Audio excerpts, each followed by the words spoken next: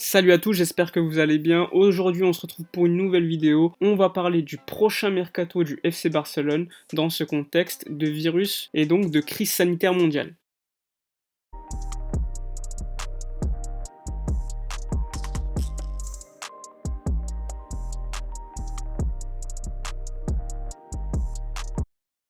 Il y a quelques semaines, je vous avais posté une vidéo concernant mon mercato idéal pour le prochain mercato que je ferais si j'étais Eric Abidal et donc le directeur sportif du FC Barcelone. D'ailleurs, vous pouvez trouver le lien de cette vidéo en description et selon moi, ce mercato, c'est celui qui nous permettait de nous renforcer sans perdre énormément d'argent. Néanmoins, comme vous le savez, avec la crise sanitaire actuelle, le mercato 2020 sera malheureusement bien différent pour le FC Barcelone. Donc je m'explique, tous les clubs européens ont aujourd'hui peu de liquidités puisqu'il n'y a plus d'entrée d'argent liée à la billetterie ou encore au merchandising, c'est-à-dire la vente de maillots, d'écharpes, etc., tout ce qui est en boutique.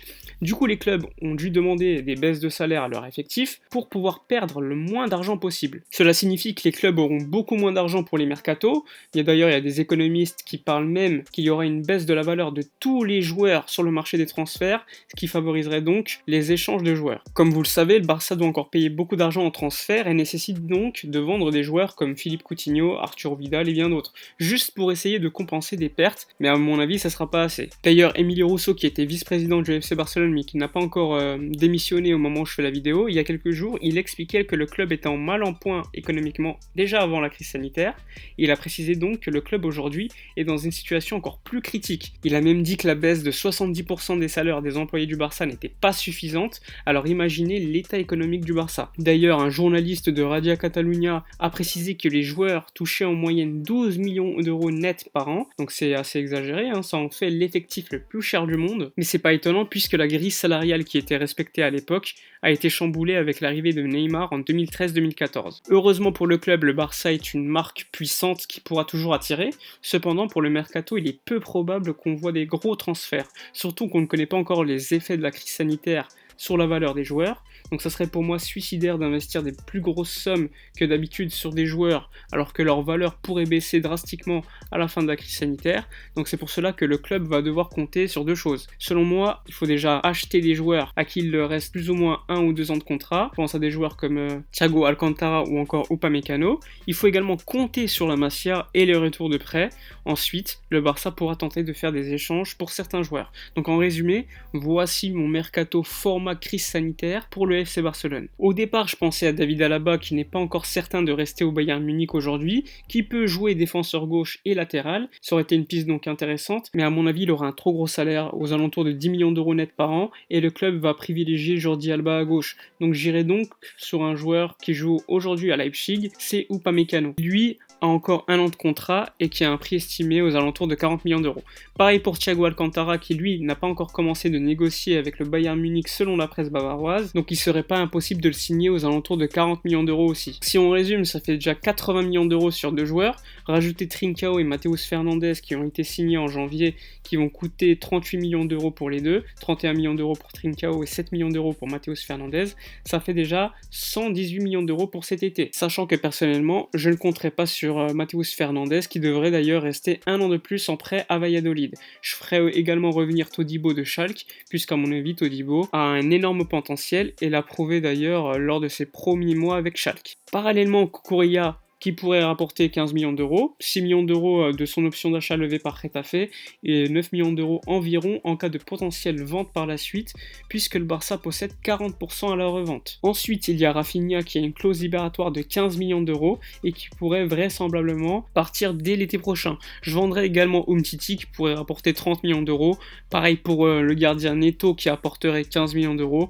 Quant à Abel Ruiz et Carles Perez, ils vont rapporter de sûr cet été 21 millions d'euros. Ensuite, il y a Philippe Coutinho qu'il faut vendre absolument à 75-80 millions d'euros, sachant que Chelsea est très intéressé. D'ailleurs, le club anglais aurait déjà proposé un prêt payant de 15 millions d'euros avec une option d'achat 80 millions d'euros, mais le club veut une vente sèche dès cet été. Ensuite, il y a Ivan Rakitic qui pourrait partir à 15-20 millions d'euros et Arturo Vidal qui pourrait entrer dans un éventuel échange, mais ça reste encore beaucoup trop éventuel pour en parler, donc je vais fixer sa valeur à environ 20 millions d'euros pour cet été. Ensuite, je suis obligé de parler d'Ousmane Dembélé Dembélé. En temps normal, avec des finances saines, je l'aurais vendu cet été pour prendre un ailier comme Neymar.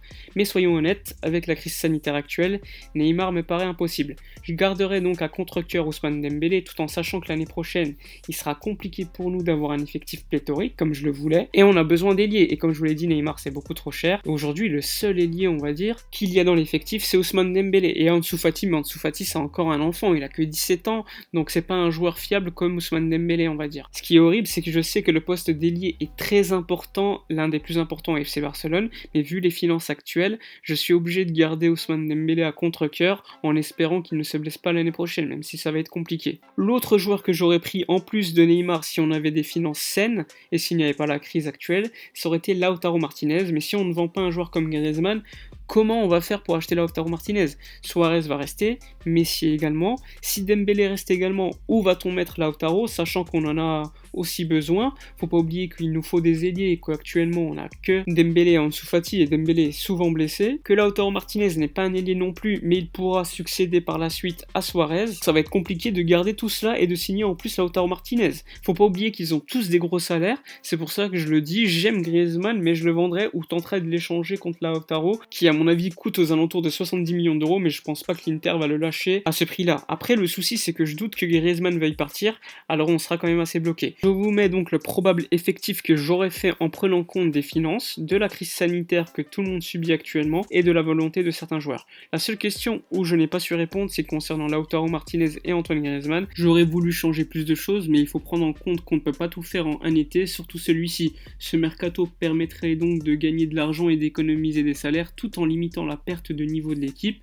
Je sais qu'il y a des manques au poste de latéral gauche avec Junior Firpo qui déçoit et Jordi Alba qui est régulier. À droite, c'est tout aussi valable et je pense que c'est la meilleure chose à faire dans ce contexte très difficile. J'aurais évidemment voulu signer des ailiers. D'ailleurs, Xavi dans une interview disait que le Barça avait absolument besoin d'ailiers. Donc j'espère que dans le cas où il viendrait en 2021, il nous prendrait des ailiers puisqu'à l'heure actuelle, on n'a que des joueurs d'axe ou presque. Et même dans mon effectif de la saison 2020-2021, il y a beaucoup trop de joueurs d'axe. Mais bon, l'objectif, comme je vous l'ai dit, c'est d'attendre l'été 2021 et de reconstruire totalement l'effectif puisqu'aujourd'hui, on subit la crise et les finances du FC Barcelone ne sont pas top. Du coup, à la fin de cette vidéo, je vais vous faire défiler l'intégralité de l'effectif 2020-2021, donc post-pandémie mondiale, avec en plus les salaires annuels nets que coûteraient les arrivées probables et les salaires libérés par les départs. Il y a pas mal de joueurs que je n'ai pas encore cités, mais c'est normal puisque je les enverrai en prêt. Donc parmi eux, il y a Monchou qui joue actuellement au Barça B, je l'enverrai dans un club de Liga.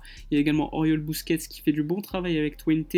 Personnellement, je le prolongerai puisque son contrat se termine en 2021 et je le prêterai en Liga directement. Il y a Juan Miranda qui reviendra de Schalke, également je le prêterai. Pedri, encore un an avec Las Palmas, malgré sa pré-saison avec le FC Barcelone lors de l'été prochain. Il y a également Mateus Fernandes que lui j'enverrai encore une saison à Valladolid en prêt et surtout Alex Collado que j'enverrai également en prêt dans un club de Liga type Valence ou encore le FC Séville. Donc là normalement à l'écran vous allez voir le bilan des achats et du coup le prix de chaque achat, le bilan des ventes avec le salaire annuel économisé en cas de départ et ensuite vous allez voir tout l'effectif 2020-2021 que je ferai personnellement, même si comme je vous l'ai dit et je le répète, c'est pas un effectif idéal, il y a beaucoup de manque, mais selon moi c'est l'effectif le moins pire possible au vu des finances du club et de la crise sanitaire. Donc je sais qu'il y a pas mal de gens qui ne vont pas être d'accord avec moi, donc n'hésitez pas en commentaire de dire pourquoi vous n'êtes pas d'accord et quel effectif vous feriez si vous étiez directeur sportif du Barça en prenant compte le contexte actuel s'il vous plaît, tout en sachant que la situation économique du club est très précaire aujourd'hui et ça c'est la faute des dirigeants puisque ces dernières années c'est surtout par les transferts que les dirigeants essayent de maquiller les comptes. Parfois le club a dû avoir des comptes déficitaires, mais grâce à une vente, par exemple, il réussissait à passer en positif les comptes du club. Donc quand on a des revenus d'1 milliard d'euros, c'est quand même préoccupant de voir qu'on arrive à faire très peu de bénéfices. Et quand on en fait, ça dépend des transferts. Enfin bref, c'était la fin de la vidéo. N'hésitez pas à partager, à laisser un pouce bleu et surtout à donner votre avis en commentaire. Même si vous n'êtes pas d'accord, c'est pas grave, hein, tant qu'on peut débattre tranquillement. N'oubliez pas également de vous abonner à la chaîne si ce n'est pas encore fait. On se dit à bientôt et d'ici là, portez-vous bien.